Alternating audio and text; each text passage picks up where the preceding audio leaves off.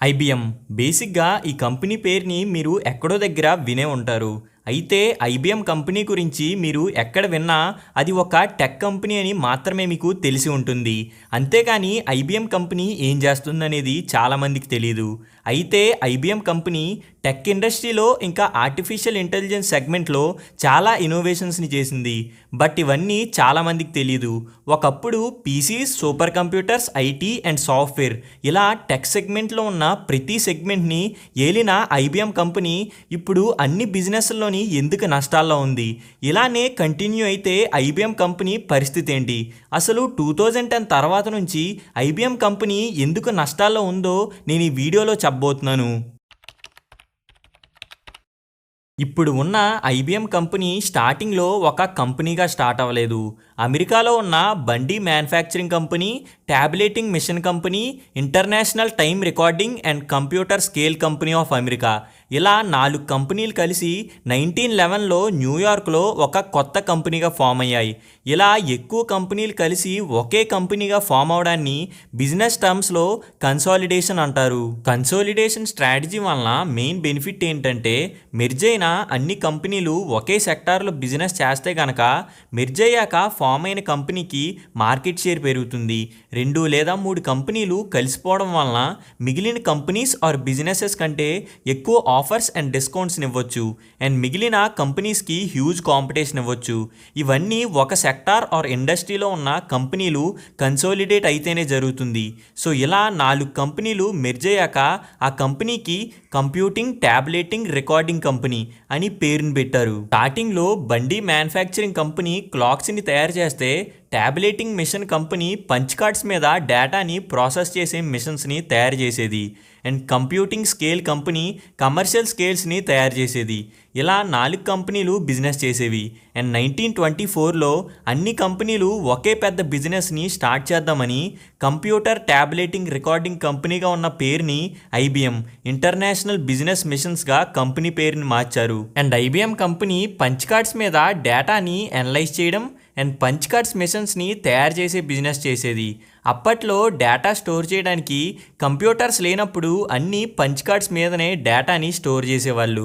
ఇలా 1924 నుంచి 1952 వరకు IBM company record keeping and data storage కంపెనీగా ఉండేది. సో 1952లో first time IBM company computer బిజినెస్లోకి ఎంటర్ అయింది అండ్ స్టార్టింగ్లోనే బాగానే సక్సెస్ అయింది కూడా. IBM 7000 series and system 360 and 370 ఇలా మంచి కంప్యూటర్ మోడల్స్తో మార్కెట్ని ఐబీఎం కంపెనీ డామినేట్ చేసింది. అండ్ తర్వాత hard disk drives and SMS hard disk లాంటి స్టోరేజ్ సిస్టమ్స్ని తయారు చేసింది. అండ్ తర్వాత 1960స్లో సాఫ్ట్వేర్, ఐటీ అండ్ టెక్నాలజీ లాంటి సర్వీసెస్ని అందించడం స్టార్ట్ చేసింది. అండ్ నాసా 1969లో ఐబీఎం కంపెనీతో పార్ట్నర్షిప్ చేసుకుంది. IBM company and NASA Apollo 11 and 13 లాంటి చాలా మిషన్స్ని కలిసి చేశాయి. మీరు స్కూల్ డేస్లో కంప్యూటర్ క్లాసెస్లో కంప్యూటర్ జనరేషన్స్ గురించి వినే ఉంటారు. ప్రెజెంట్ మనం 5th జనరేషన్ ఆఫ్ కంప్యూటర్స్ని వాడుతున్నాం. అయితే first, second and third generation of కంప్యూటర్స్ని ఐబీఎం కంపెనీనే లాంచ్ చేసింది. ఐబీఎం కంపెనీ ఫస్ట్ జనరేషన్లో వ్యాక్యూమ్ ట్యూబ్స్ని వాడితే సెకండ్ జనరేషన్ నుంచి ట్రాన్సిస్టర్స్ని వాడడం స్టార్ట్ చేసింది. అప్పటి నుంచి కంప్యూటర్స్లో ట్రాన్సిస్టర్స్ని వాడడం స్టార్ట్ చేశారు. అయితే 1970s వచ్చేటప్పటికి అమెరికాలో ప్రొడ్యూస్ అయ్యే 80% ఆఫ్ ది కంప్యూటర్స్ని ఐబీఎం కంపెనీనే లాంచ్ చేసింది అండ్ వరల్డ్లో 70% ఆఫ్ ది కంప్యూటర్స్ని ఐబీఎం కంపెనీనే ఆ టైంలో ప్రొడ్యూస్ చేసింది కూడా. ఇలా వరల్డ్లోనే one of the largest computer and computer part సప్లయర్గా ఐబీఎం కంపెనీ ఉండేది. అండ్ 1980s స్టార్టింగ్లో ఐబీఎం కంపెనీకి కొద్దిగా కాంపిటీషన్ యాడ్ అయింది. జెరాక్స్ అండ్ యాపిల్ లాంటి కంపెనీస్ కూడా కంప్యూటర్ బిజినెస్ని స్టార్ట్ చేశాయి. అయితే Xerox and Apple companies premium కస్టమర్స్ని టార్గెట్ చేసి హై ప్రైజింగ్తో కంప్యూటర్స్ని లాంచ్ చేసేవి. అయితే ఐబీఎం కంపెనీ ఐబీఎం 5150 అనే బడ్జెట్ కంప్యూటర్ని లాంచ్ చేసింది అండ్ ఆ టైంలో ఐబీఎం 5150 చాలా సక్సెస్ అయింది. అయితే 1980s వరకు కంప్యూటర్ ట్రెండ్ బాగా నడిస్తే 1990s వచ్చేటప్పటికి పోర్టబుల్ ల్యాప్టాప్ సెగ్మెంట్ బాగా గ్రో అవడం స్టార్ట్ అయింది. మనం టెక్ గ్యాజెట్స్ యొక్క ఫ్లో చార్ట్ని గమనిస్తే 1960s నుంచి 1980s వరకు కంప్యూటర్స్ బాగా ట్రెండ్ అయితే 1990 నుంచి 2010 వరకు పోర్టబుల్ ల్యాప్టాప్ సెగ్మెంట్ బాగా గ్రో అయింది. అండ్ తర్వాత 2010 నుంచి స్మార్ట్ ఫోన్స్ ఇలా మార్కెట్ని రీప్లేస్ చేస్తూ టెక్ గ్యాజెట్స్ వస్తూనే ఉన్నాయి. సో 1980s టైంకి హెచ్పి అండ్ డెల్ లాంటి కంపెనీస్ 1985లోనే పోర్టబుల్ ల్యాప్టాప్స్ని లాంచ్ చేయడం స్టార్ట్ చేశాయి.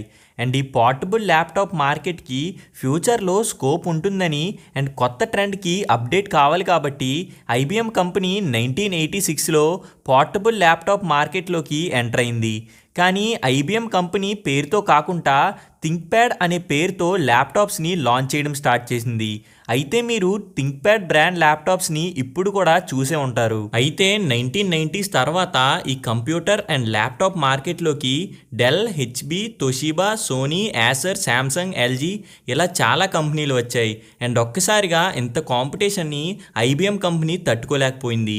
అయితే IBM company research and development చేసి కంప్యూటర్స్ అండ్ ల్యాప్టాప్స్ని లాంచ్ చేస్తుంటే హెచ్పి అండ్ డెల్ లాంటి కంపెనీస్ సింపుల్గా బయట కంపెనీస్ నుంచి పార్ట్స్ని తక్కువ రేట్కి కొని వాటిని అసెంబుల్ చేసి తక్కువ మ్యానుఫ్యాక్చరింగ్ కాస్ట్తో హెచ్పి అండ్ డెల్ కంపెనీస్ ల్యాప్టాప్స్ని లాంచ్ చేసి బాగా సక్సెస్ అయింది. సో ఇలా ఐబిఎం కంపెనీ మెల్లమెల్లగా పీసీ అండ్ ల్యాప్టాప్ మార్కెట్లో తన మార్కెట్ షేర్ని కోల్పోతూ వచ్చింది.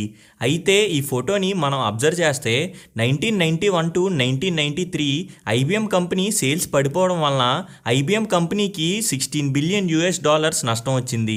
అండ్ తర్వాత 1999 అండ్ 2000 ఇయర్లో .com బబుల్ కూడా చాలా ఎఫెక్ట్ని ఐబిఎం కంపెనీ మీద చూపించింది.